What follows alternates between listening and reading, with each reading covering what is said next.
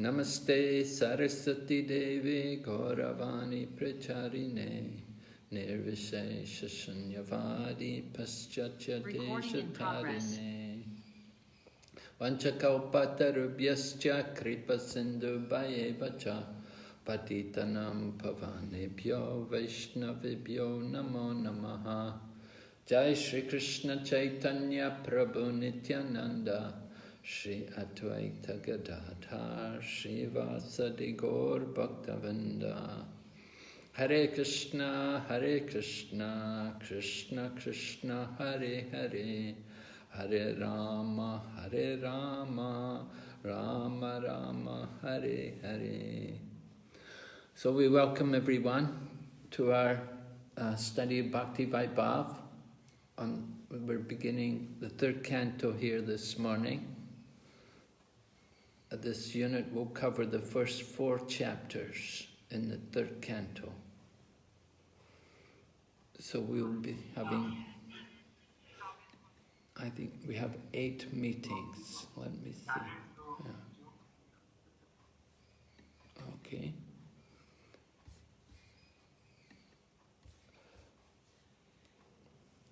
All right, so we'll begin here. Here's some verses from Sanatana Goswami's Krishna Lila Stava on the glorification of Srimad Bhagavatam.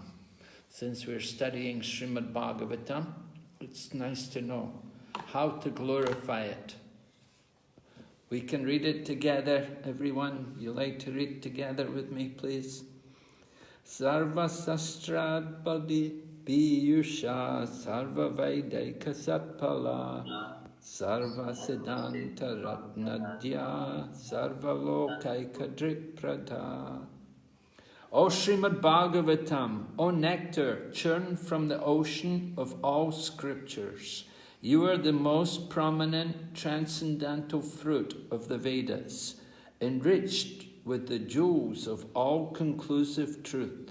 You grant spiritual vision to all the people of the world.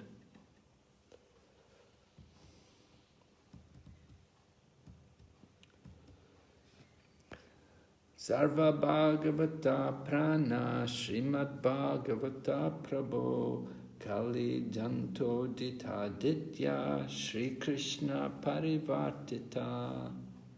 O life breath of the Vaishnava devotees, O Lord, you are the sun which has risen to dispel the darkness of Kali Yuga. You are actually Lord Krishna who has returned among us.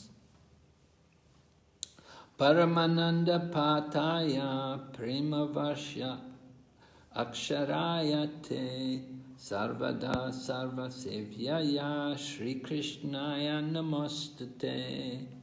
O Srimad Bhagavatam, I offer my respectful obeisances unto you. By your recitation, one attains transcendental bliss, because your syllables shower pure love of God upon the reader. You are always to be served by everyone, for you are an incarnation of Lord Krishna.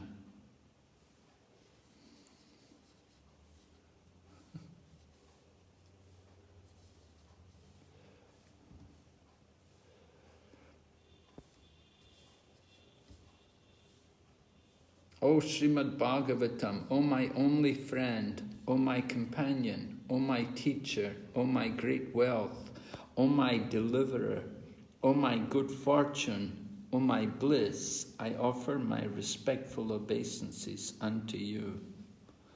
Asadu saduta dayin ati nicho chatakara hana muncha kadachinmam premnarit kantayo spura.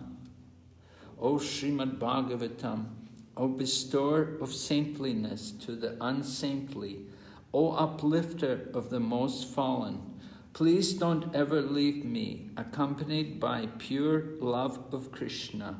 Please manifest yourself in my heart and in my throat. Hare Krishna, is everybody able to see the PowerPoint? Yes, Maharaj. Okay, good. All right, I just want to make a quick review over the first two cantos before we go into the third canto. Very quickly, we'll just go through. So we divided the first canto into 3 parts. Right? 19 chapters in the first canto. And it began with the sages in Naimisharanya.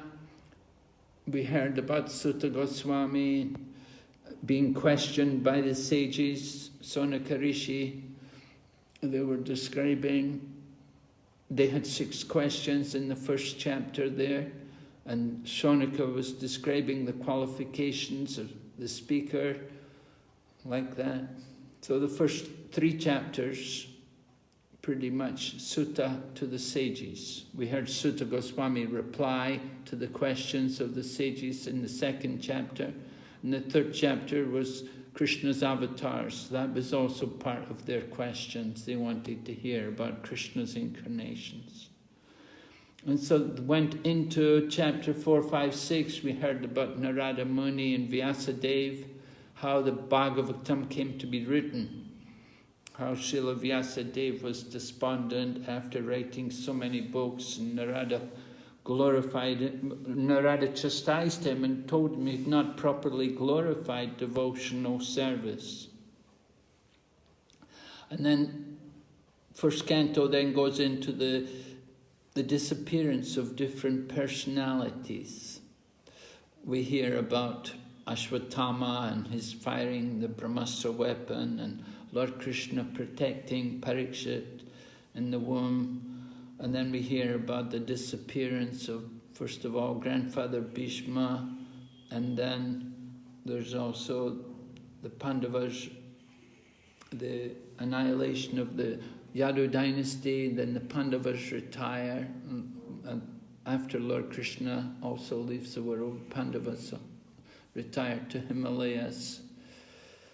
So you have the disappearance of all these different personalities. And then, with Parikshit in charge, he gets cursed, and then you have the appearance of Sukadeva Goswami, who's the speaker of the Srimad Bhagavatam. Right? So those are the 4 main sections of the first canto. Right? A little note here about the preface. The preface to Srimad Bhagavatam, although just 2 pages, is a very condensed document. You can study it in great detail with great profit and utility. Since the Srimad Bhagavatam was Srila Prabhupada's life work, its preface is also a preface to his life and institutions such as ISKCON. So I hope you're all familiar with the preface. It's certainly very nice to read it again and again. The introduction to the Srimad Bhagavatam, primarily 35-page biography on the life of Lord Chaitanya, the ideal preacher of Srimad Bhagavatam. Without his mercy, very difficult to understand the Bhagavatam. Canto 1 is a preface to the entire Srimad Bhagavatam. In a preface, we find, first of all, the purpose of the book, the qualifications of the speaker, the qualification of the listener, and circumstances under which the book was produced. So this is all described in the first canto. Some basic points about the Bhagavatam. I think you don't need to go over them. We'll go ahead. Canto 1. Chapter 1 to 3, questions by the sages, Sutta Goswami. Chapter 4 to 6, Vyasadeva Narada Muni. Yes. Then 7 to 15, disappearance of Krishna and his associates, and the appearance of Srimad Bhagavatam and his associates. Krishna's mission of incarnation was finished with the battle of Kurukshetra, so he enjoyed pastimes for several years and then he and his associates disappeared. The disappearance of the Pandavas, disappearance of Dhritarashtra, Bhishma Dev, Kunti Devi, and finally the appearance of Maharaj Parikshit, all in the first canto. All right, so immediately after the Kurukshetra battle, you had, that was Queen Kunti's prayers, and Ashwatthama throwing the Brahmastra weapon. And then later, you have the birth of Parikshit, and Lord Krishna's travelled to Dwarka. And then 13, 14, 15, these chapters later, we're hearing about the disappearance, different personalities, particularly the annihilation of the Yadu dynasty, disappearance of Lord Krishna, like that. So 16 to 19, the meeting of Maharaj Parikshit, the personality of Kali, and Sukadeva Goswami. It sets the scene for the birth of Srimad Bhagavatam.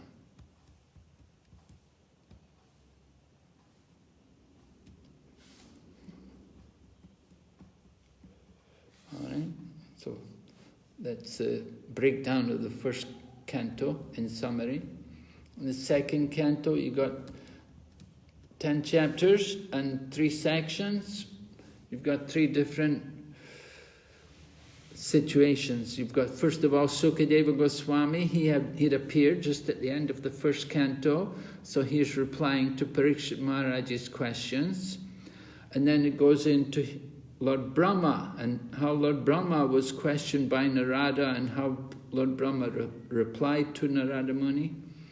And then you have Lord Vishnu instructing Brahma. So different speakers of Srimad Bhagavatam. You have Sukadev speaking, you have Brahma speaking, you have Lord Vishnu himself speaking. Okay, in the second canto, Sukadeva Goswami starts his instruction to Maharaj Parikshit. Om Namo Bhagavate Vasudevaya. The first 3 chapters describing different levels of realization of the absolute truth.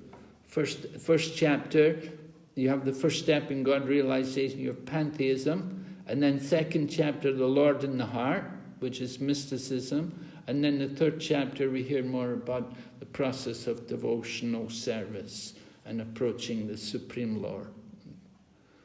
That's the first 3 chapters of the second canto. Okay? The complete science of God. The second, Maharaj Parikshit was very satisfied, but he wanted to hear more, especially how God creates, maintains and annihilates the material world. Sukadeva Goswami agrees, and after offering preliminary prayers in chapter 4, in chapter 5 through 7, he explains how Brahma first spoke Srimad Bhagavatam to Narada Muni. So this is second canto, describing what happened there. Maharaj Parikshit was satisfied. He heard from Sukadeva Goswami, but he wanted to hear more. He wanted to hear particularly about how the Lord creates, maintains and annihilates. So that was described. Sukadeva Goswami went on to speak about how Brahma replied to Narada Muni when Narada Muni had inquired similarly about these things. Okay. Then after hearing the Bhagavatam that Brahma spoke to Narada, Maharaj Parikshit is even more enlivened. So he asks to hear even more. Sukadeva Goswami then explains the original Srimad Bhagavatam as Vishnu spoke it to Lord Brahma.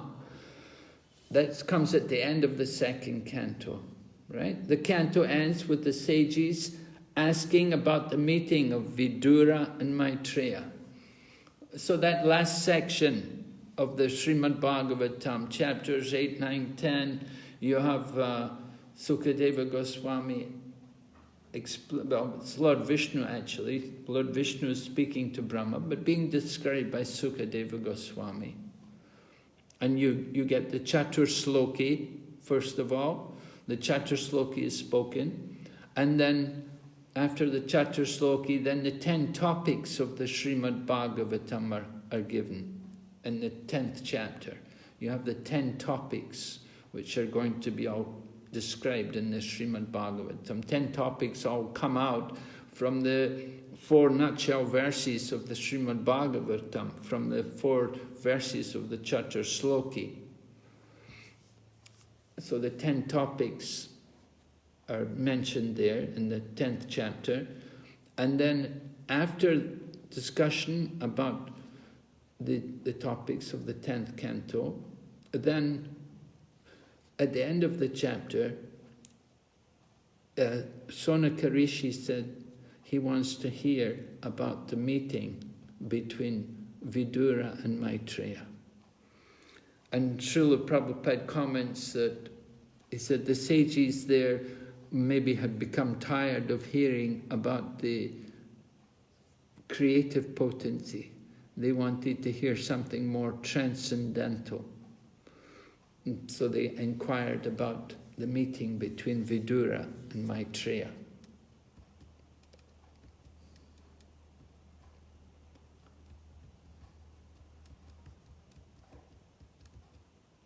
Right?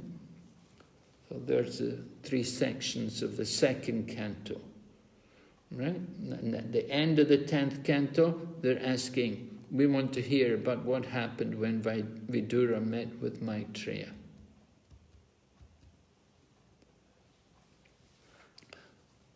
Something to notice, the Srimad Bhagavatam is presented 5 times in the first 2 cantos. The final section of the 2nd canto, you have Vishnu speaking to Brahma. That's where the Chatursloki is, and the 10 topics. And then you had also Brahma speaking to Narada. It was also presenting Srimad Bhagavatam. 2nd canto, chapters 5 to 7. And then the 1st canto, you have Narada speaking to Vyas.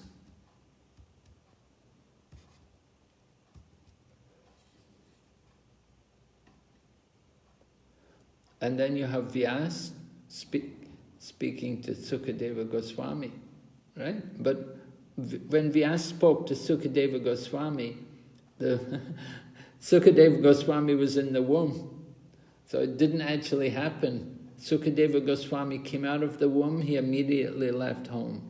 So he never heard Srimad Bhagavatam from Vyasadeva. So it's one point to note. Sukadeva Goswami to Maharaj Parikshit, that's there. Maharaj Parikshit was there, and Sutta Goswami was in the audience. He was also hearing. Although he was not being directly spoken to, he was hearing the conversation. And then you have also Sutta speaking to the sages of Naimisharanya. So you see 5 different presentations of the Srimad Bhagavatam in the Padapadma, in these first 2 cantos of the Srimad Bhagavatam. But Vyas never spoke it to Sukadeva Goswami.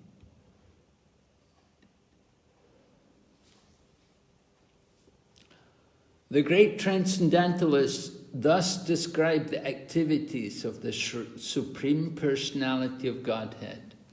But the pure devotees deserve to see more glorious things in transcendence beyond these features.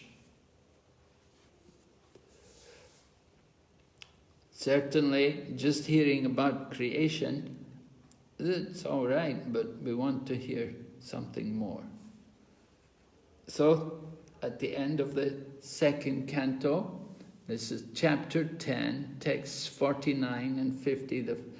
You have Sonaka Rishi asking Sutta Goswami 4 questions. Sonaka Rishi asked Sutta Goswami to describe what was the reason for Vidura's giving up the connection with his family members. Vidura was only discussed, well, he was introduced there in the first canto in the 13th chapter. We were told about how he came back suddenly. He came back to the palace to deliver Dhritarashtra. So it was not explained, all the circumstances, that why he'd gone away from the family. And for many, many years he had not come home. So when he came home, it was a big event, and everybody came to greet him. So Sonaka Rishi and the sages in Naimisharanya, they want Sutta Goswami to explain to them what was the reason for Vidura giving up the connection with his family members. He was staying in that house in Hastinapur, in the palace there, and Lord Krishna would come there also. So that place was very dear to Lord Krishna, that he liked to come there. So why did Vidura leave it? And once he left it, why did he again come home? He'd left it for something like 30 to 35 years. He'd gone away. But then he came back. Usually, you go away from home, you don't want to come back. Right? Sometimes that happens. Sometimes people, they give up the material world, but after some time they become, I think I want to go home. We see this phenomena in ISKCON also. It happens.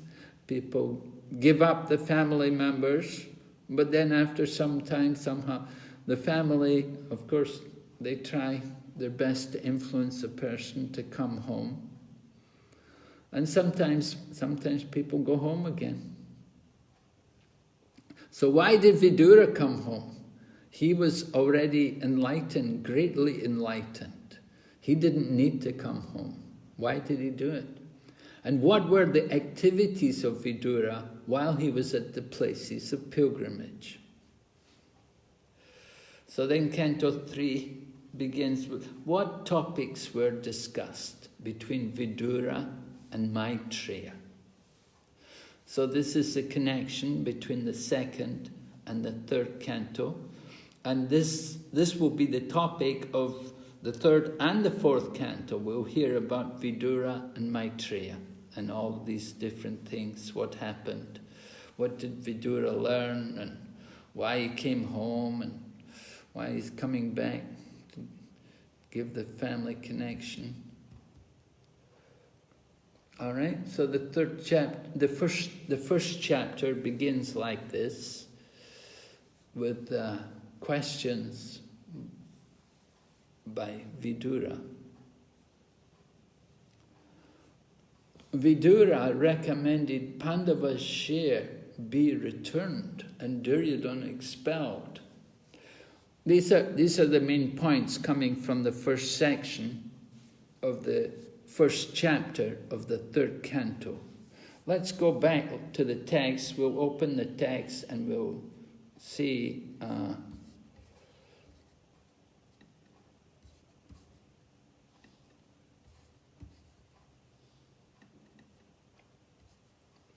okay, so here we have the text. The chapter begins, Sukadeva Goswami is speaking and describing about Vidura. After renouncing his prosperous home and entering the forest, King Vidura, the great devotee, asked this question of His Grace Maitreya Rishi. It's interesting, they put King Vidura. Prabhupada put King Vidura. Of course, Vidura was never actually a king, but he's certainly a great devotee. And he's described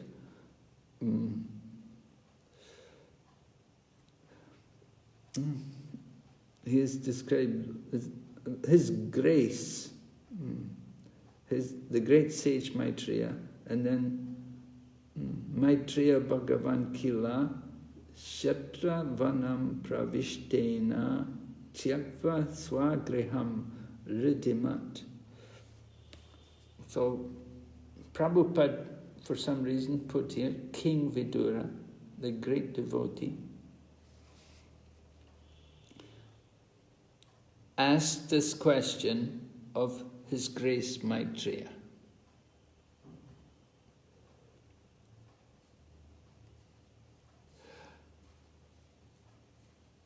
What else is there to say about the residential house of the Pandavas? Sri Krishna, the Lord of everything, acted as your minister. He used to enter that house as if it were his own, and he did not take any care of Duryodhana's house. So Lord Krishna, of course, is always partial to his devotees. Certainly he would go to the home of the Pandavas, and he would not be eager to go to the home of Duryodhana. And Prabhupada quotes here in the purport how everything, Lord Ananda Chinmay, Ananda Rasa,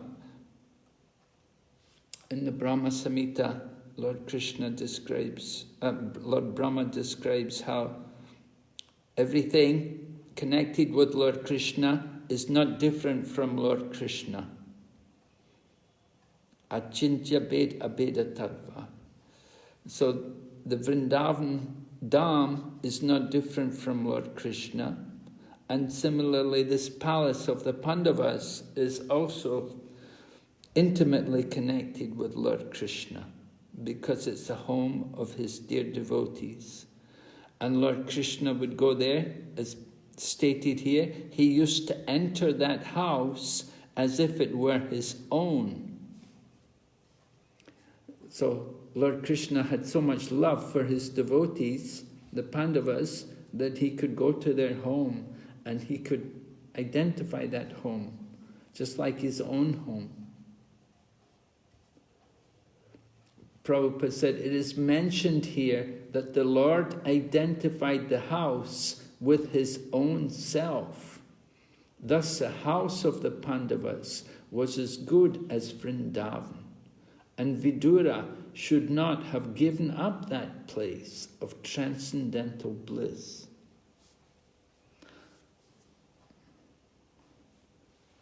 Ananda Chinmaya Rasa Pratibhavitabis, right? And Brahma Samhita, Ananda Chinmaya Rasa Pratibhavitabis. That everything connected with Lord Krishna is the internal potency of the Lord. Prabhupada told us about things like the incense, making incense for the deity. This is the Lord's paraphernalia.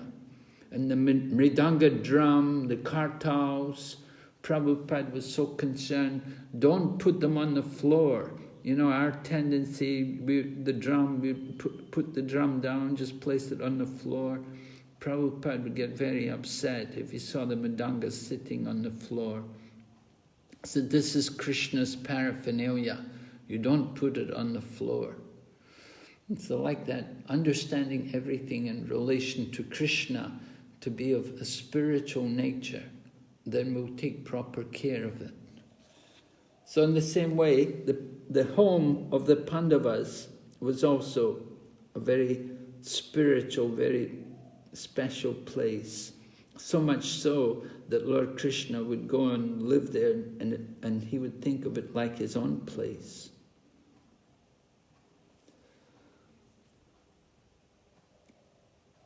All right, so verse number 3, the king asked Sukadeva Goswami, the king here being Parikshit Maharaj, so he is the king. Where and when did the meeting and discussion take place between Saint Vidura and His Grace Maitreya Muni? Kindly oblige, my lord, and describe this to us. I think that there must be a misprint in that first text where they put King Vidura. It should have been Saint Vidura. All right.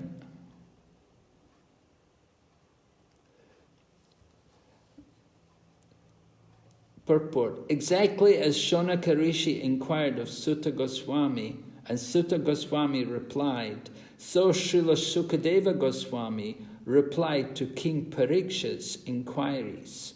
The king was very anxious to understand the meaningful discussion that took place between the two great souls. So Maharaj Parikshit's eager to hear. In the same way, Sutta Goswami, the sages headed by Shonaka Rishi, they're also eager to hear. They want to know what happened when these two great personalities met. Saint Vidura and his grace, Maitreya Muni. Certainly must have been very significant, the topics which they discussed. Going ahead, text number 4. Saint Vidura was a great and pure devotee of the Lord, and therefore his questions to his grace Rishi Maitreya must have been very purposeful, on the highest level, and approved by learned circles. Certainly two great souls meeting. Saint Vidura was already a great and pure devotee of the Lord. And Maitreya Rishi, of course, he was really very fortunate, very special, that he could be there at the time when Lord Krishna, just before he departed from the world, and he could hear the instructions which the Lord gave to Uddhava. So Maitreya has also he's received a lot of mercy from Lord Krishna. And so here we have these two great souls meeting. So their discussion must have been on the highest level. When two such great personalities meet, their questions and answers must be very, very meaningful.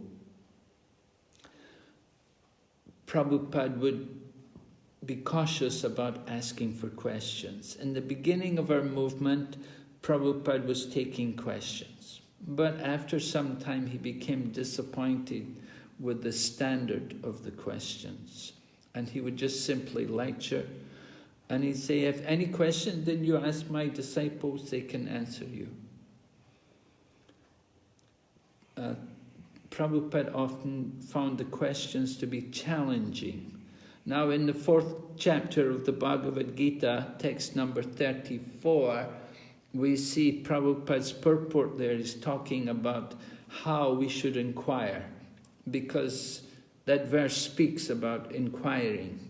Tadvidi pranipadena pariprashnena sevaya. Pariprashnena means inquiries, all-round inquiries. One who wants to understand the truth, just try to learn the truth by approaching a spiritual teacher and inquire from him. So Prabhupada talks about the nature of these inquiries. And he said they should not be challenging questions, and they shouldn't be foolish questions also. So Prabhupada often found in his public lectures that there was a tendency for this to be there. The questions were either challenging or foolish. And so Prabhupada, after some point, he stopped taking questions. He would just lecture. But here you have Vidura and Maitreya. And it's something like Ramananda Roy meeting Lord Chaitanya. You know, we see these kind of encounters from time to time in our scriptures. It's often there, actually.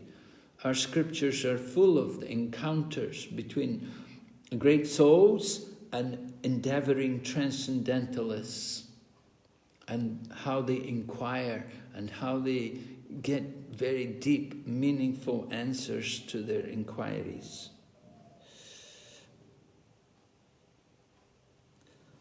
So question and answers. Prabhupada talks about different classes of people. Ordinary men, business people, and so on, karmis. They will not talk of anything very interesting. Their topics will always be this gramya katha. There will be no transcendental sound vibrations coming from their mouth. Their words will be more like the croaking of the frogs. But when devotees meet, it's of a very different nature. Because the devotees come together to glorify Lord Krishna and to discuss topics of Krishna. Of course, that's also described in the Bhagavad Gita and in the 10th chapter, text number 9, Madchita Madgata Prana Bodhayantas Parasparam Katayantas Chamam Nityam Tushyanti Cha Ramanti Cha. Right? The thoughts of my pure devotees dwell in me, their lives are surrendered unto me, and they derive great satisfaction and bliss by enlightening one another and conversing about me. So this is the business of devotees. When we come together, we want to discuss topics of Krishna. And this is what happens when Vidura meets Maitreya.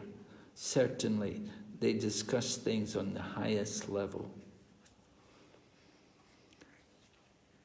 So, the end of the purport, Prabhupada writes, as a student, Maharaj Parikshit was serious about learning the science of God. And Sukadeva Goswami was a bona fide spiritual master in the transcendental science. Both of them knew that the topics discussed by Vidura and Rishi Maitreya were elevated. And thus Maharaj Parikshit was very interested in learning from the bona fide spiritual master. So there were very elevated topics, and Prabhupada said, he describes Maharaj Parikshit as a student. Actually, Maharaj Parikshit, of course, he's also a pure devotee. He'd been a great devotee throughout his life. Remember, he's Vishnu Rata. He was saved at the time of when he was a child in the womb. He was saved by the Lord from the weapon of Ashwatthama. So he's Vishnu Rata and he's Parikshit, he's examiner. He's always thinking, where is Krishna? When will Krishna come? But he's also a student, and he's come before Sukadeva Goswami to hear topics of Krishna. So this whole Srimad Bhagavatam is based on questions and answers. Questions and answers on the highest level. Not like in the marketplace, not like in the shopping bazaar, but on the highest level between great sages and very elevated souls. Going ahead, text number 5, Sutta Goswami speaking. The great sages, Sukadeva Goswami, was highly experienced and was pleased with the king. Thus being questioned by the king, he said to him, please hear the topic attentively. So you can see back and forth that we've got Sukadeva Goswami, Sutta Goswami is describing about Sukadeva Goswami meeting Maharaj Parikshit, and Sukadeva Goswami, and he's going to describe to Maharaj Parikshit about Vidura meeting Maitreya. So text 6 comes to Sukadeva Goswami, and he begins by talking about Dhritarashtra. King Dhritarashtra became blind under the influence of impious desires to nourish his dishonest sons, and thus he set fire to the lacquer house to burn his fatherless nephews, the Pandavas. Sukadeva Goswami begins speaking about the atrocities of Dhritarashtra, how he encouraged these kind of impious activities, trying to bring death, trying to do some great harm to the Pandavas, if possible to kill them, get rid of them from the world. Of course, Dhritarashtra is their uncle, but he has no affection for the Pandavas. His affection is solely based towards his 100 sons, headed by Dhritarashtra. Headed by, rather, Duryodhana, the oldest son. So Dhritarashtra, blind from birth, blind materially, and blind also spiritually. So to be blind materially is not so bad as to be blind spiritually. A person may be blind, but they can still cultivate Krishna consciousness. We do have a number of devotees who are blind, but they can be very nice devotees. They're very Krishna conscious. Srila Prabhupada even told the story about the blind man who wanted to go to the temple. And the son of the blind man was surprised that, why do you want to go to the temple? You can't see anything. But the blind man told his son, he said, I can't see, but I want God to see me. So that's a nice thinking, that we should go to the temple not just to see, but to be seen. Srila Bhaktisiddhanta Saraswati Prabhupada often spoke about this, that our position is to be seen, not to see, but to be seen. We're all blind in some ways, and we need to be seen. We want to be seen by Lord Krishna. We want Lord Krishna to see us.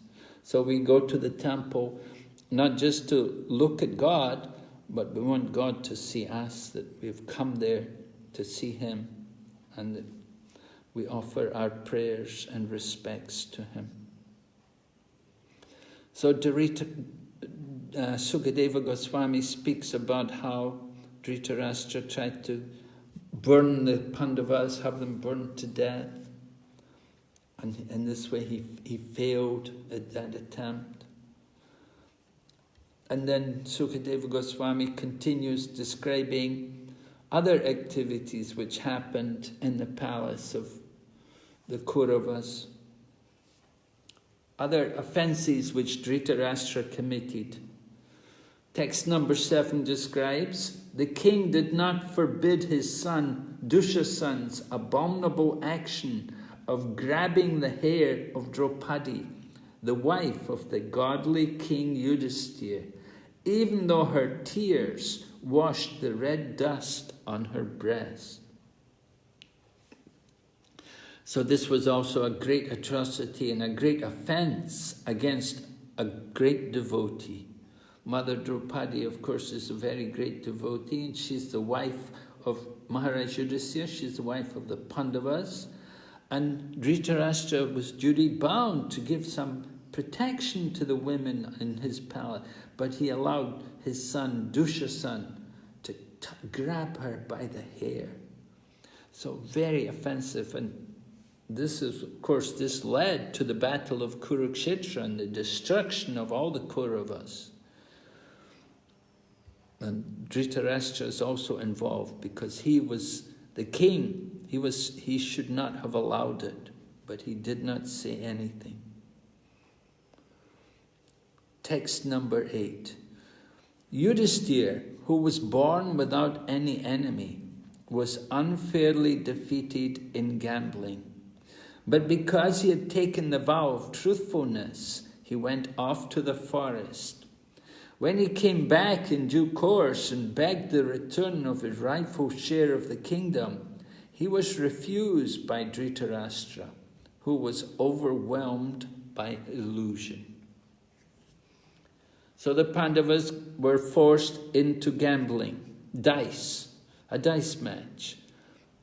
And it was crooked. The whole event was rigged. The dice were not proper.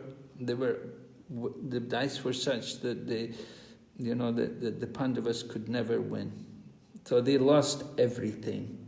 They lost all their kingdom, they lost their wealth, they lost even Draupadi, and then they were also forced into exile for so many years. So and Yudhisthira accepted all of this because Yudhisthira is son of Dharmaraj, so he's very truthful, he never tells a lie, and he accepted that, all right, we have to go and live in the forest for 14 years and then come back. And when he came back, he was expecting to get back some kingdom. Actually, Yudhisthira was meant to be the king because his father had been the ruler. Dhritarashtra being blind, he could not be the king. Dhritarashtra was the oldest son, but he was blind, so he could not be the king. So he always resented that his sons were not given the full right. Anyway, the kingdom went to Dhritarashtra's younger brother, Pandu, and Pandu became king. When Pandu died, at that time the Pandavas were still young children, so they could not be king. So the kingdom came back to Dhritarashtra. But by this time, by the time the gambling match took place, the Pandavas had grown up and they had the right to become the king. But then the gambling match took place and then they had to go off to the forest and live in the forest so many years. So when they come back, they expect to get the kingdom back. But they're told, no, there's no kingdom for you. And that's a big problem. As we see in the purport, text number 8, the last sentence, a Brahmana, Kshatriya or Vaishya will not accept employment for his livelihood under any circumstances. So this is the Vedic culture. We see today, of course, Brahmanas, they're Jati Brahmins. They're Brahmanas in the name only. If we go into one of the multinational corporations, we'll find so many Brahmanas working there. And they'll say, I'm a Brahmana, I'm a Brahmana. But they're working, they're doing Sudra work. Working for someone else is Sudra. But a Brahman, Kshatriya or Vaishya is, in the proper sense, they will never work for someone. They must maintain themselves by their own efforts. They cannot just simply be engaged in the service of someone under any circumstance. And this not only for Brahmanas, it's for Kshatriyas and also Vaishyas. So the Pandavas being Kshatriyas, they're not expected to take up any other kind of service. So they want the kingdom. But Duryodhana, he said he's not even willing to give enough land to go through the eye of a needle. So, in other words, get nothing. So this, of course, the result of this is the Battle of Kurukshetra. And Prabhupada notes in the purport there, he said, the Battle of Kurukshetra, therefore, was induced by the Kurus and not the Pandavas. Pandavas wanted to avoid the battle if possible. And Maharaj Yudhisthira even sent Lord Krishna there to try to resolve the issue and get some justice, but nothing doing. The Kauravas were determined there must be war. And so it happened. The war took place. Going ahead, text number 9. Lord Krishna was sent by Arjuna into the assembly as the spiritual master of the whole world. And although his words were heard by some, like Bhishma, as pure nectar, it was not so for the others, who were completely bereft of the last farthing of past pious works. The king, Dhritarashtra or Duryodhana, did not take the words of Lord Krishna very seriously. So as I just described there, Lord Krishna went there as a messenger to try to make peace, but it was not possible. Dhritarashtra and Duryodhana were not willing to have peace. They wanted the war. They said, there's no possibility, we cannot coexist. There has to be war. So the war had to take place. At the end of the purport, Prabhupada mentions, the message of Godhead is always like nectar to the devotees, but it is just the opposite to the non-devotees.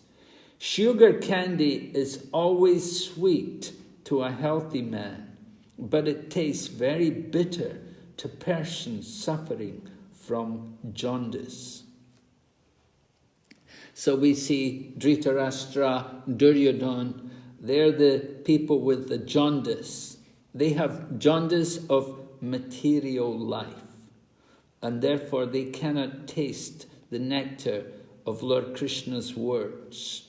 Although Lord Krishna was so merciful to them that he came there and spoke to them, but they were so covered, they were so contaminated, they were so much in disease condition, in the jaundice condition, they could not accept the words of Lord Krishna.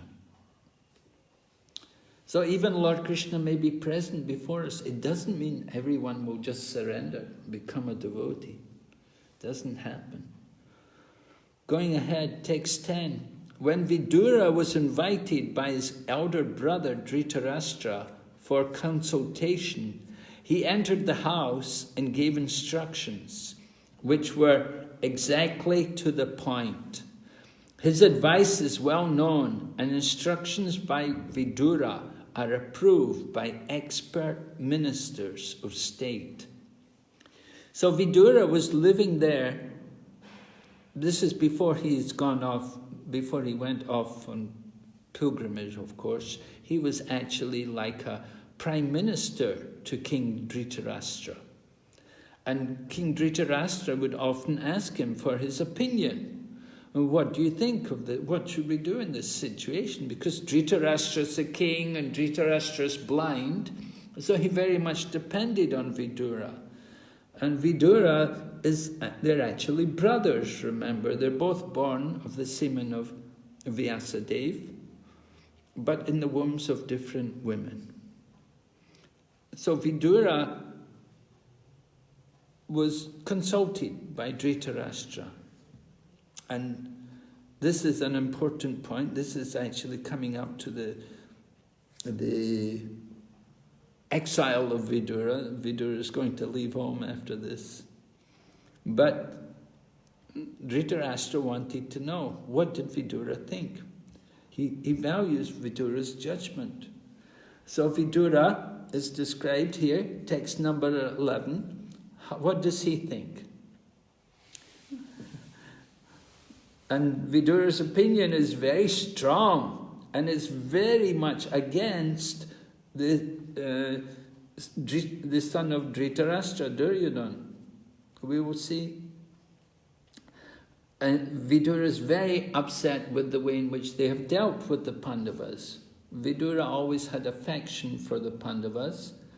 And he tells Dhritarashtra, text number 11, you must now return the legitimate share to Yudhisthira, who has no enemies, and who has been forbearing through untold sufferings due to your offences. He is waiting with his younger brothers, among whom is the revengeful Bhim, breathing heavily like a snake. Surely you are afraid of him. I don't know if are they really afraid of him? Vidura seems to think they must be afraid of Bhima. Certainly Duryodhana is not afraid of him. Duryodhana will fight with him at the end of the Kurukshetra war. So Vidura is telling Dhritarashtra, you've not been fair to the Pandavas, you didn't deal with them properly, you committed many offences, you should give back their property. Vidura continues, Lord Krishna, the personality of Godhead, has accepted the sons of Pritha as his kinsmen, And all the kings of the world are with Lord Sri Krishna. He is present in his home with all his family members, the kings and princes of the Yadu dynasty, who have conquered an unlimited number of rulers, and he is their Lord. Vidura shows his great devotion for Lord Krishna, and he glorifies the position of Lord Krishna, and he points out to the Kauravas, headed by Dhritarashtra, that look, these Pandavas, that they're the friends of Lord Krishna, that he's with them, he's always with them. And Lord Krishna, with the Yadu dynasty, they have conquered an unlimited number of rulers. They've conquered all the other kings of the world. So Lord Krishna and his army, they're on the side of the Pandavas. You better give them their land. If you don't give them, you don't satisfy them, you're going to be in trouble. And Prabhupada comments in the purport about how, of course, Lord Krishna, as a young child, he had killed Kamsa and Putana while he was still a young man. He showed his strength. He showed he's very powerful. You should remember that Lord Krishna is on the side of these Pandavas. They're very friendly, very intimate with each other. So you should be careful how you deal with the Pandavas. Then text 13, Vidura is giving an instruction which is really not going to be appreciated by Dhritarashtra or by Duryodhana. Vidura tells Dhritarashtra, he said, you are maintaining offense personified, Duryodhana, as your infallible son. But he is envious of Lord Krishna. And because you are thus maintaining a non-devotee of Krishna, you are devoid of all auspicious qualities. Relieve yourself of this ill fortune as soon as possible and do good to the whole family. So Vidura is telling Dhritarashtra, you should get rid of this Duryodhana, get him out of the house. In Mahabharata, it describes about the birth. Gandhari is giving birth to her children, the 100 children. And when the first child was born, the first child, of course, Duryodhana, there were many bad omens, many very bad omens. And they were very worried. And they called Vidura. What do these omens mean? And Vidura told them at that time, right at the very birth of Duryodhana, he told them, he said, this is very inauspicious. This child is going to create havoc. It's going to ruin the whole world. You should get rid of this child immediately. Don't keep this child. So this was Duryodhana, right from his very birth. Vidura had told this to Dhritarashtra. Of course, Dhritarashtra couldn't do it. He couldn't do it because he had no son. This was his eldest son, the first son. He cannot give it up, cannot give up the child. So here again, at this particular point, the Pandavas have come back after exile and they want back some land, some kingdom, and they're asking Vidura what should be done. And Vidura is telling them, you have to get rid of Duryodhana. He's the person who's creating all the trouble. Text 14. While speaking thus, Vidura, whose personal character was esteemed by respectable persons, was insulted by Duryodhana, who was swollen with anger and whose lips were trembling. Duryodhana was in company with Karna, his younger brothers, and his maternal uncle Sakuni. So these people, just see the company Duryodhana keeps. He's with Karna and Shakuni. And Prabhupada mentions here about the bad association. He said, Duryodhana was so foolish, he dared to insult Vidura. This was due to his bad association with Shakuni, his maternal uncle, as well as with his friend Karna, who always encouraged Duryodhana in his nefarious acts. So, this is the nature of palace life. There's always these kind of conflicts and a lot of intrigue going on. Different people want power, who should be in power. So Vidura, he is not given any respect, and Duryodhana is, well, first of all, Vidura told Dhritarashtra, you should get your son out of here, throw him out of the palace.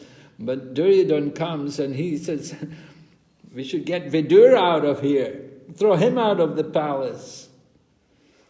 And this comes up, text 15, Duryodhana is speaking here.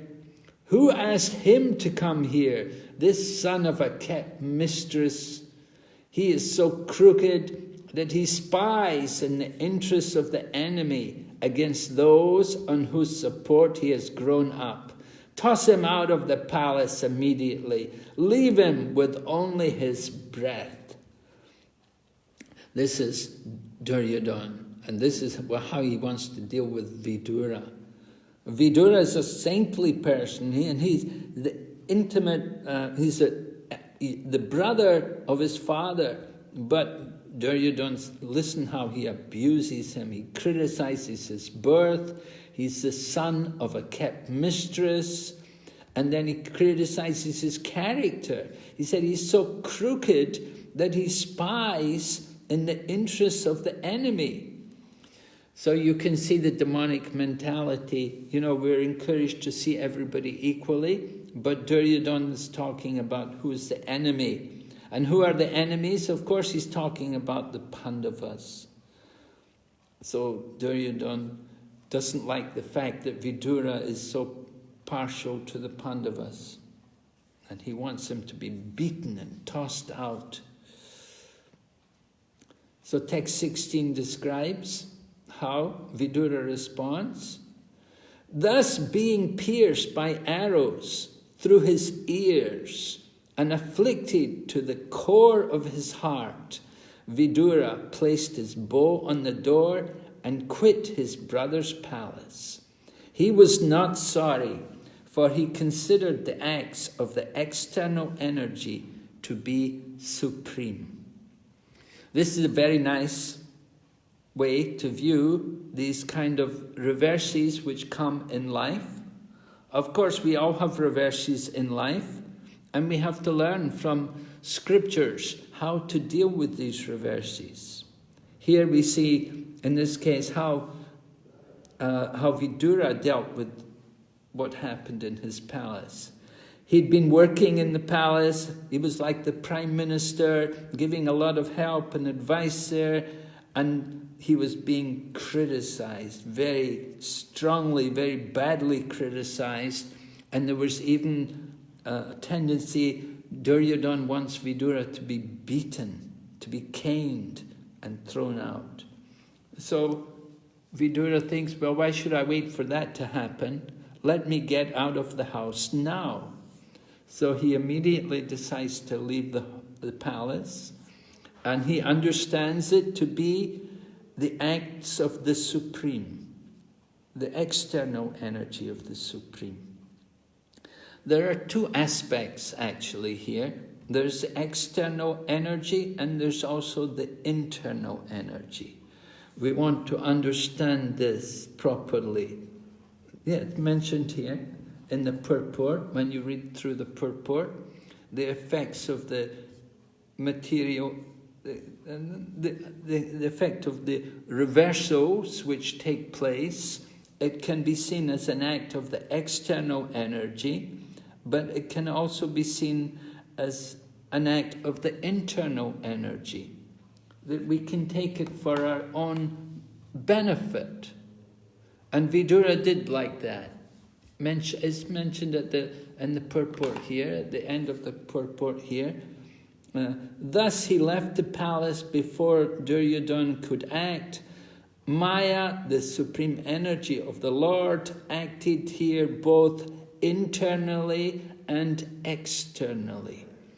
So internally it was acting. Maya was acting in the sense that it was an opportunity for Vidura to come closer to Krishna, to approach the Lord. He left the palace and he could go off and visit the holy places. He could go and travel in the holy places and meet the great sages who reside there and get spiritual enlightenment. He could go and bathe in the holy rivers and he could see the deities in the different temples. So this was all the act of the internal energy. And the external energy is acting also in the sense that he's going out of the palace. He's giving up a comfortable material situation.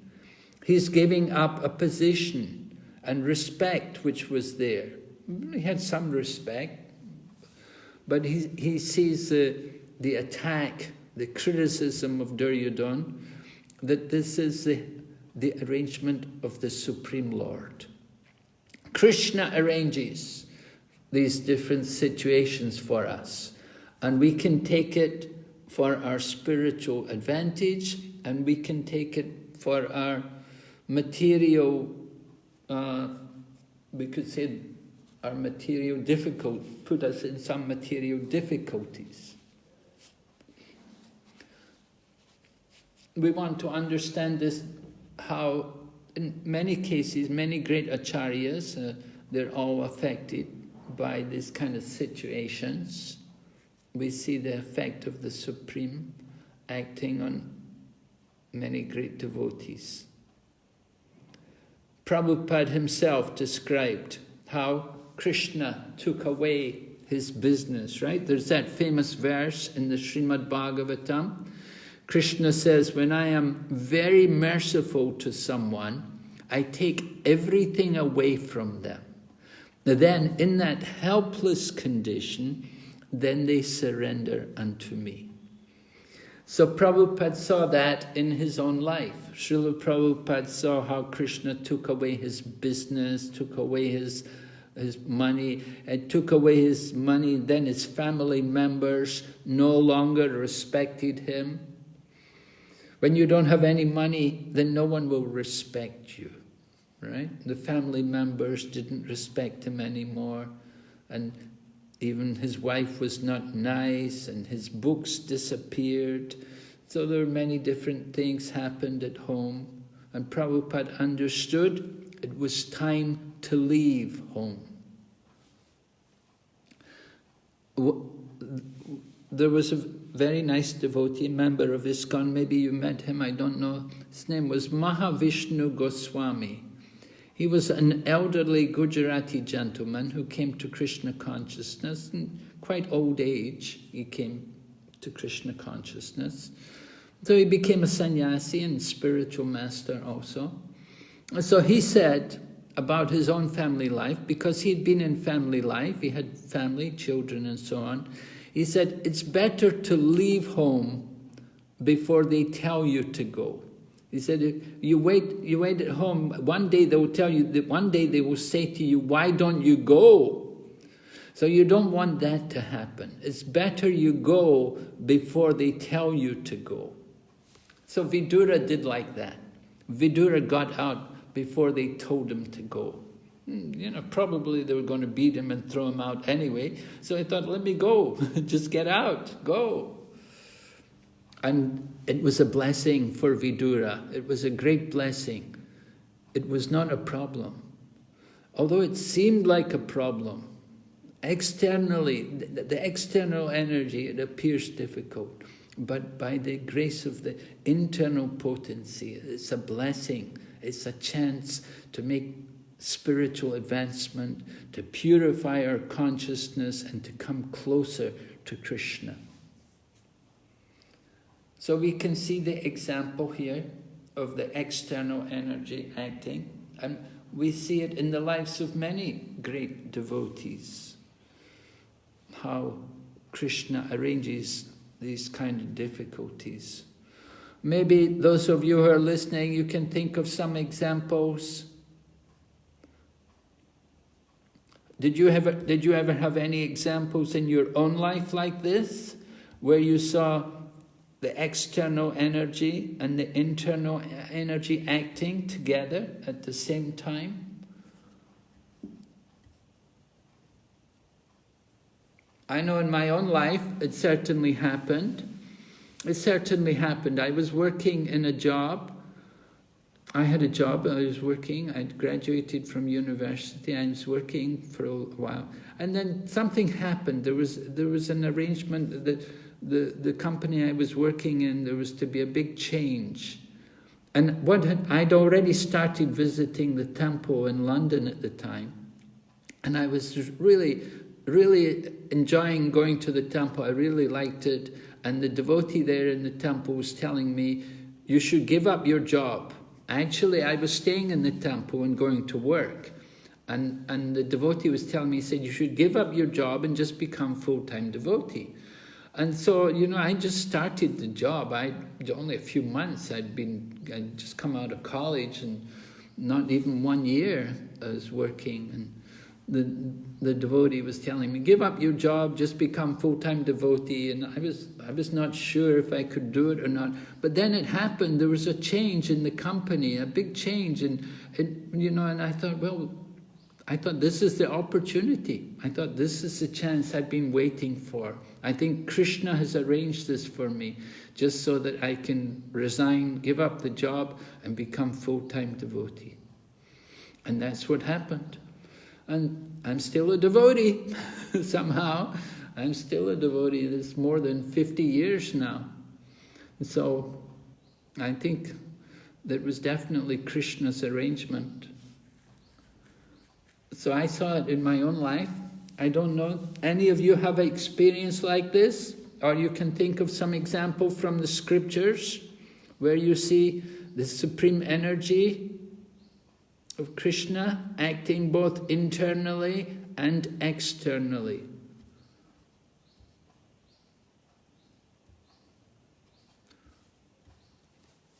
Yes? Anybody has any answers?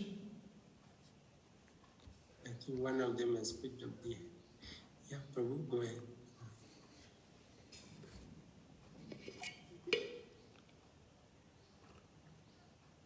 I'm unable to hear you, Prabhu. Now? Yeah, can. Now can. So, Once again, we lost you. now, Prabhuji? Coming, Prabhu. It comes. Okay. Gone again. I think this is like external and internal. We don't have connection. We'll type. Yeah, okay. Harminder Prabhu wanted to say. Go ahead, Harminder. Like that. In my college, I got the internship in Bangalore in my fourth year term team. So when I went to the company for my work internship, I saw that actually, like we have temple full-time joint devotees, the company, they were all full-time joint, and their work was to take a lot of drugs and intoxicants, and whoever will come in apprentice, they will inspire them actually to join in their movement slowly. But I was living in a temple 3 kilometers away from the company. It was like, I felt very bad that what kind of place I have ended up. Somehow or other, our college system was such that I have to do it. So I used to not tolerate actually, I was suffering a lot. But within 1 month, they did not like actually that I am not doing all the simple activity system. So they created a big fuss, and I was thrown out of the internship with that. So one way I was going to lose a lot of marks in my college, but another way I was feeling that I am out of this. And just the day I was kicked out of the company, the next week the police raided their setup, and they were all caught with drugs, and slowly the company was closed up. So I was thinking that if I would have sustained their for 1 more week, I would have been behind the bars in a drug case without any proper cause. It was the monkey forgot some kind of disrespect for all the mental trouble, but Krishna saved me in a big way. So and then actually as soon as I left the company, that was Nirjala Ekadashi Day, that threw me out. So next day I went to Sri Lanka for the mental peace. So I liked it very much. Krishna saved. Yes, definitely. Yes, external. Very good. Thank you, Prabhu. Very nice. Yes. So there are many examples. We can see these different situations come. And you have to see the positive side of it. Don't just see the negative side that, oh, I'm losing, I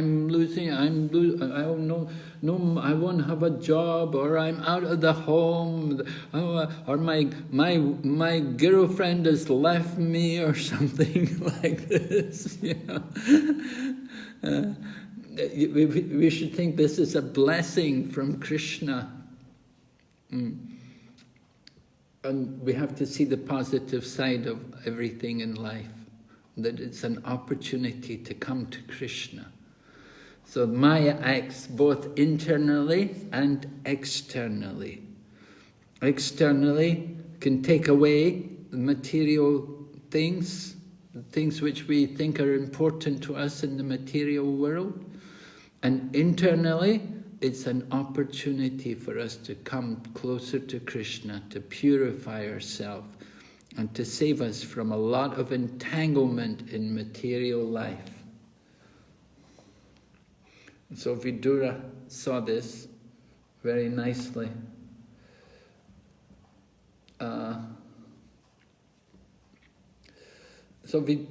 Vidura hadn't been mentioned very much in the Srimad Bhagavatam. It only just briefly it was there in the 13th chapter with Dhritarashtra. Now we're hearing about Vidura. One question which comes up is, was Vidura actually, should he actually have been giving instruction to Dhritarashtra? Dhritarashtra is the king. And remember, Vidura, by caste, he's like a Sudra, but here he comes and he's giving instruction, telling Dhritarashtra what should he do. You should throw your son out of here and so on. So was this proper of Vidura to do like this? Do you think Vidura was he in the wrong to come forward and be giving instruction to Dhritarashtra?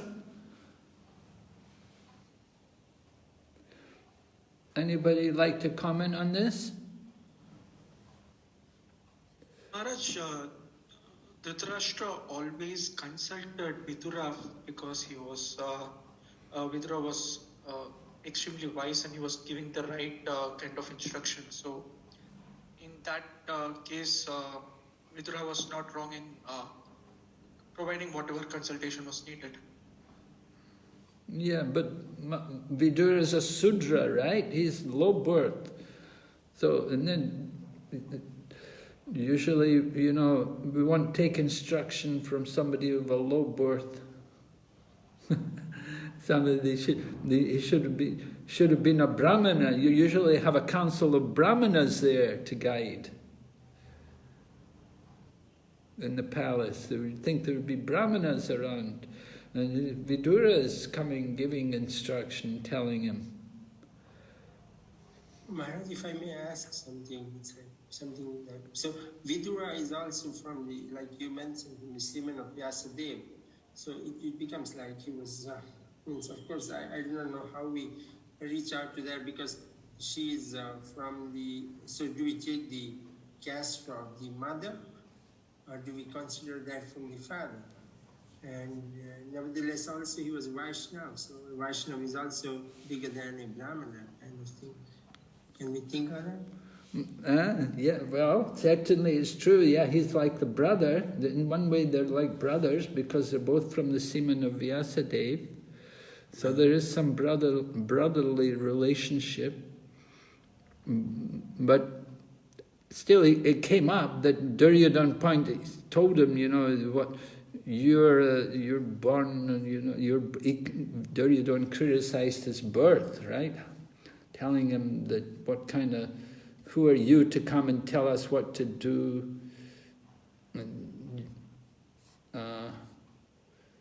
how did he describe him? Son of a kept mistress, Maharaj. Yeah, son of a kept mistress, right.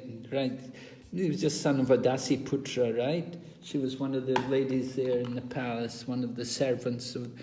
So that was certainly an insult to him. It wasn't a nice thing to say. But at the same time also, we have to remember who is Vidura, that he's actually Yamaraj, right?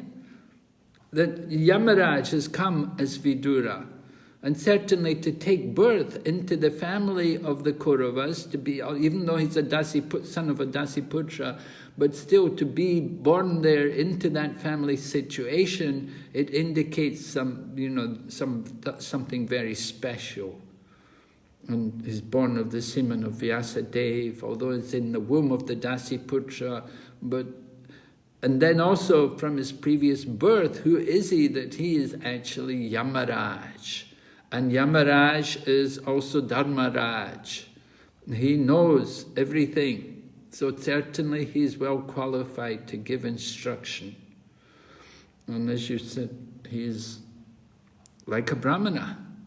Although maybe not by birth, but in terms of quality, he's like the Brahmana.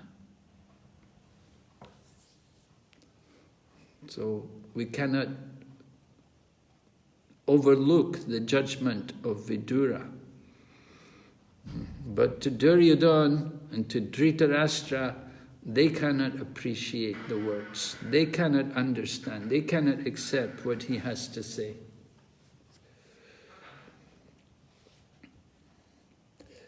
Right?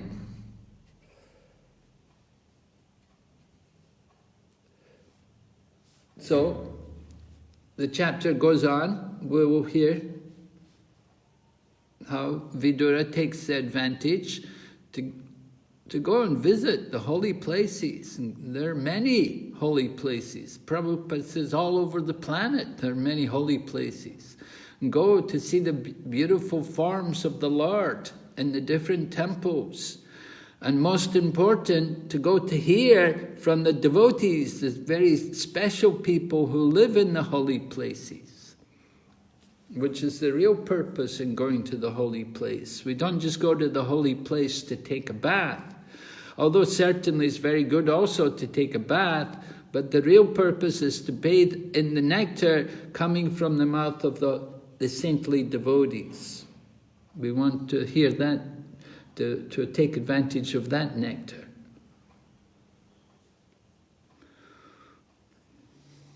All right, so are there any questions here today?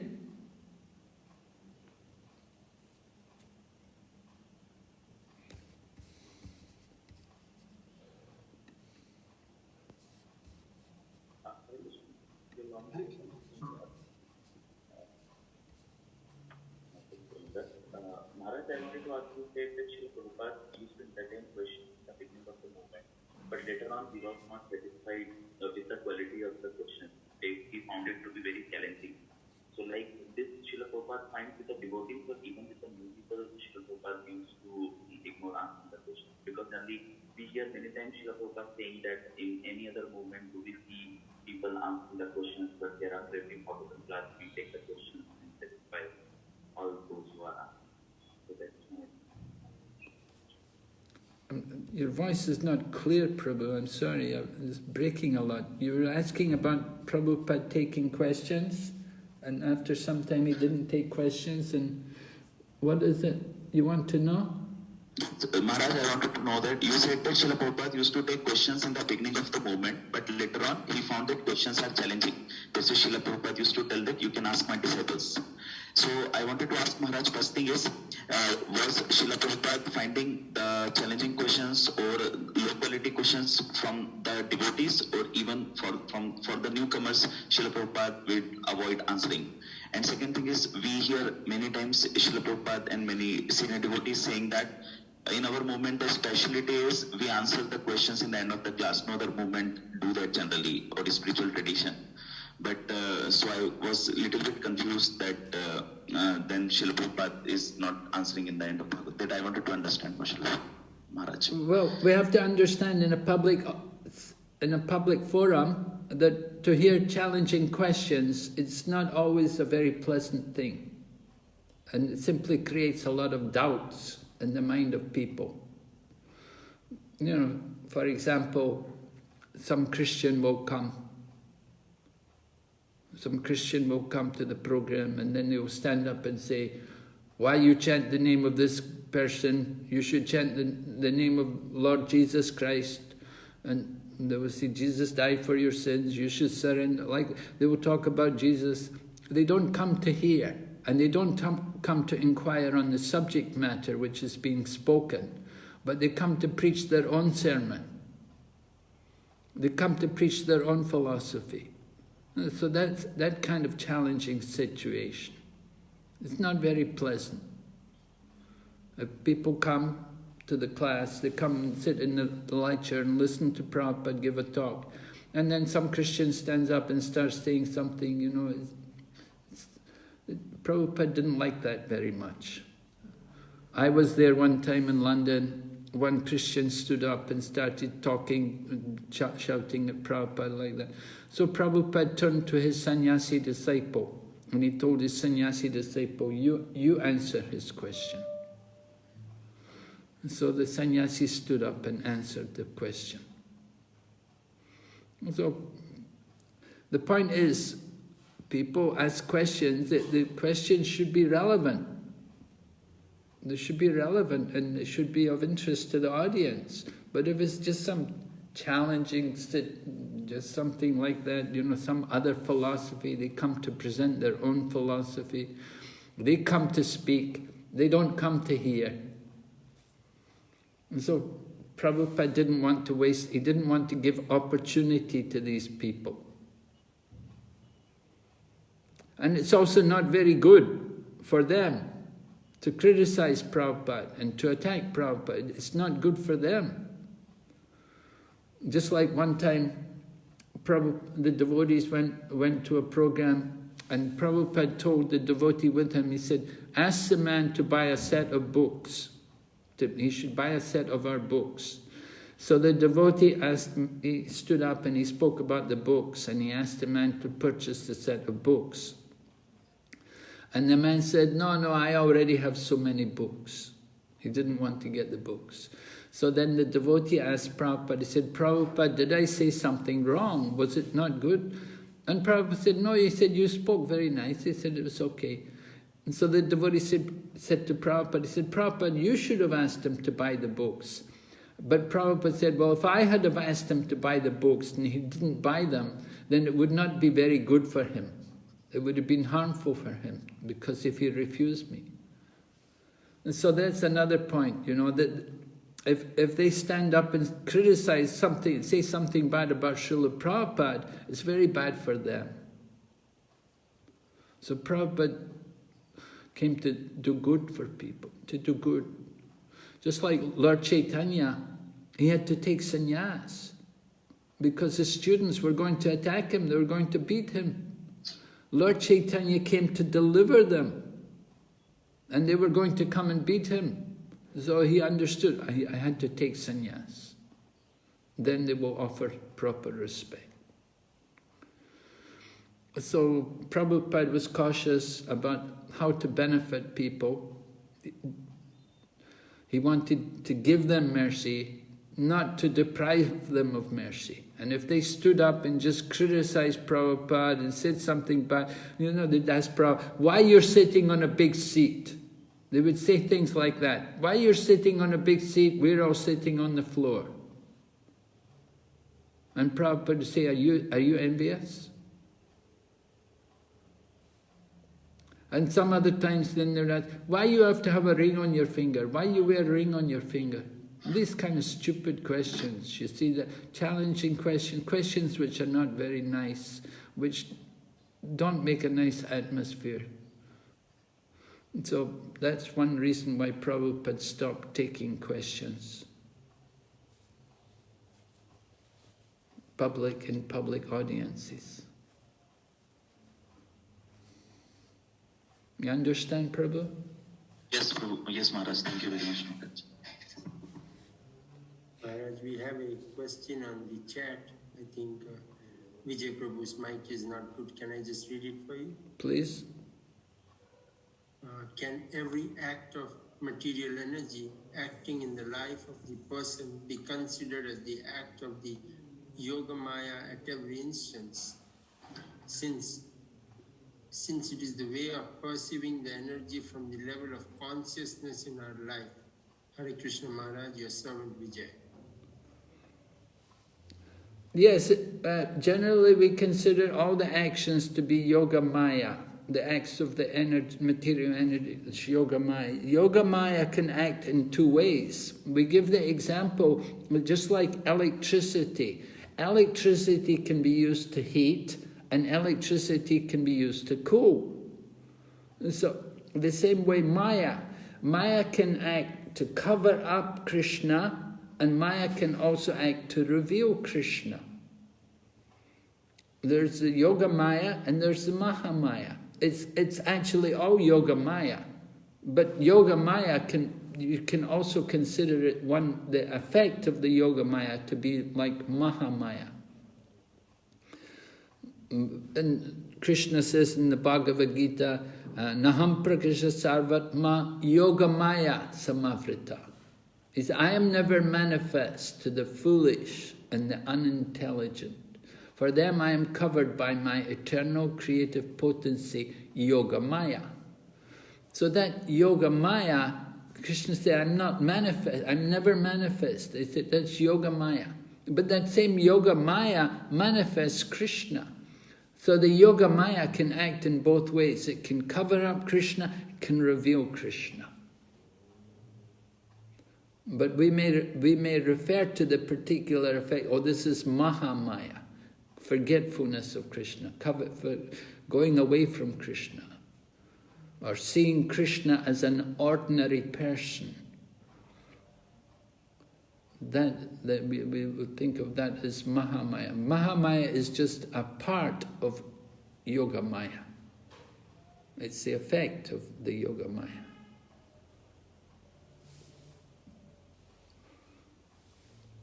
So we see the material energy, it's all Krishna's energy, right? It's all Krishna's.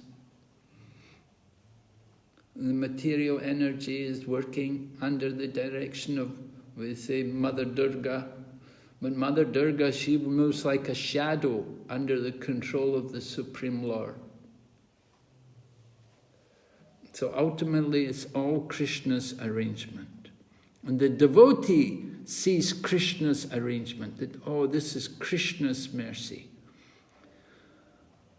One devotee was distributing books in the airport. You know, nowadays we don't distribute books in the airport. It's very difficult now. Airports are so tense, there's so much security, you cannot get near them.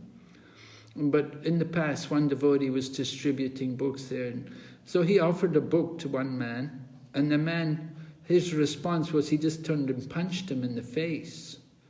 So what did the devotee do?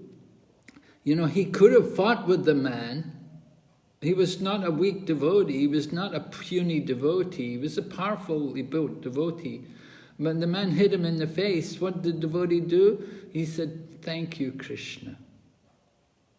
He saw it as, "Thank you, Krishna." He saw this as Krishna's mercy, that Krishna's teaching me to be tolerant. Krishna's teaching me to be humble. So, this is an example of seeing Krishna, seeing the hand of Krishna in everything. You can see, approaching people to distribute books. Some people get very angry, very nasty. We just have to tolerate. We shouldn't get upset. No point in us getting angry, no point in us fighting with them. We just accept, okay. They don't want Krishna consciousness. Look for somebody else. There are so many other people who are waiting for Krishna consciousness and who do want Krishna. So we have to see reversals which come. We have to see that somehow this is Krishna's arrangement. And we may not appreciate that immediately, but after some time then you start to understand that this was really Krishna's arrangement. The difficulties, the troubles which I went through, it was really Krishna's arrangement to help me to have a better life with Krishna, to come closer, to be more connected to Krishna. And that's what happened to Vidura. Kicked out of the palace. Yes, well, rejected, pretty much he's told to get out. They hadn't physically thrown him out, he'd left on his own. If he'd not left, then they were going to throw him out, they were going to cane him. But he got out first. He didn't wait for that to happen. He got out. And that was to his advantage. It was a great blessing for him. Because I was telling he's Yamaraj. And as Yamaraj, he's always dealing with all the sinful people, punishing all the people. And there he was in the palace. And who was he in the palace with? He was in the palace with Dhritarashtra and Duryodhana and so many other sinners, Sakuni and Dushasan and all these people.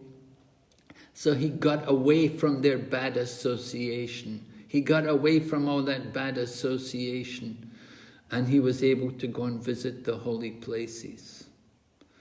Just like Krishna Das Kaviraj, he describes how he came to leave home. Mini Caitanya Ramdas came to the home of Krishna Das Kaviraj. And he got insulted by the brother of Krishna Das Kaviraj. Krishna Das Kaviraj was a devotee of Lord Chaitanya, but he did not have faith in Lord Nityananda. And Mini Caitanya Ramdas was a great devotee of Lord Nityananda.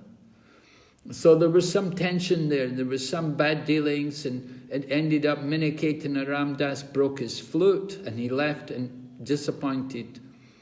He said, this is like the second Romaharshan. He described the brother of Krishna Das Kaviraj as the second Romaharshan, and he left their home. So that night, Lord Nityananda appeared in the dream to Krishna Das Kaviraj, and he told him, go to Vrindavan, get out from this home, go to Vrindavan, there you will attain everything. And Krishna Das Kaviraj is written in the Chaitanya Charitamrita like that. He said he didn't even wait for the morning. In the middle of the night, he woke up, he got up from bed and he immediately left home and he went to Vrindavan.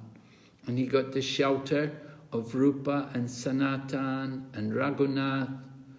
And it was there, he heard all the pastimes of Chaitanya Mahaprabhu and he could write Chaitanya Charitamrita. Such wonderful nectar. He had to leave home. He had to get out from his home, leave his brother and everyone. But why should he stay with these nasty, offensive people? Get out from the home and go and be with the devotees and cultivate Krishna consciousness. So that's the message. All right, any comments or questions?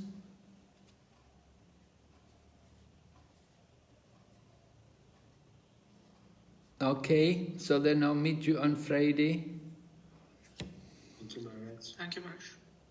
Okay, Srila Prabhupada ki, Srimad Bhagavatam ki, Jai. Gaur Bhakta Vrinda ki. Jai.